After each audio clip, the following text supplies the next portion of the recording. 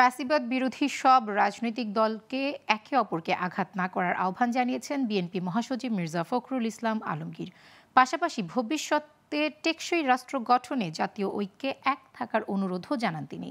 দুপুরে রাজধানীর নয়াপল্টনে ইসলামিক আন্দোলনের কেন্দ্রীয় কার্যালয়ে এক বৈঠকের পর তিনি এসব কথা বলেন। এরপর এক সংবাদ সম্মেলনে ন্যূনতম সংস্কার ও দ্রুত নির্বাচনে বিএনপির সাথে একমতের ঘোষণা দেন ইসলামী আন্দোলনের শীর্ষ নেতারা। বিস্তারিত আওলাদ বাবলুর প্রতিবেদনে।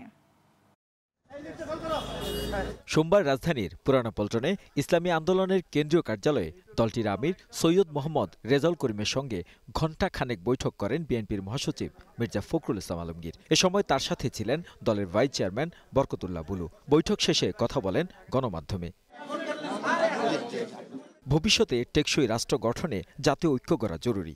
দরকার ভোটাধিকার, মানবাধিকার রক্ষায় ঐক্যমত। তাই ন্যূনতম সংস্কার শেষে দ্রুত জাতীয় নির্বাচনে একমত সহ বিভিন্ন বিষয় নিয়ে আলোচনা হয়েছে বলে জানান বিএনপির মহাসচিব। ভোটাধিকার সহ সকল মানবাধিকার রক্ষায় জাতীয় ঐক্যমত গড়ে তোলা, ন্যূনতম প্রয়োজনীয় সংস্কার শেষ করে দ্রুত সময়ের মধ্যে সুষ্ঠু গ্রহণযোগ্য নির্বাচনের ব্যবস্থা করা, দ্রব্যমূল্যের ঊর্ধ্বগতি রোধ এবং সকল অধিকার বঞ্চিত মানুষের অধিকার প্রতিষ্ঠা করা, আইন শৃঙ্খলা স্বাভাবিক করে নিয়ে আসার ব্যবস্থা করা।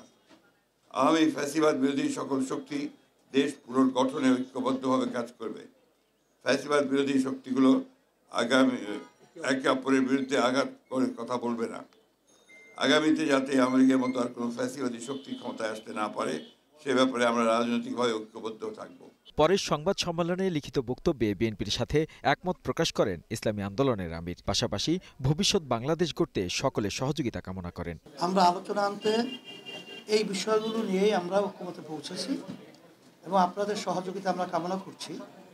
আমরা যেন সুন্দর একটা দেশ সামনে ভবিষ্যতে একাকার হয়ে আমরা গঠন করতে পারি, সেভাবে আপনাদের সহযোগিতা আন্তরিকতা এটাও আমরা চাচ্ছি।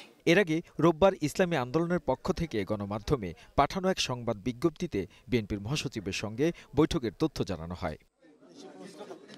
আওলাদ বাবলু, গ্লোবাল টেলিভিশন, ঢাকা।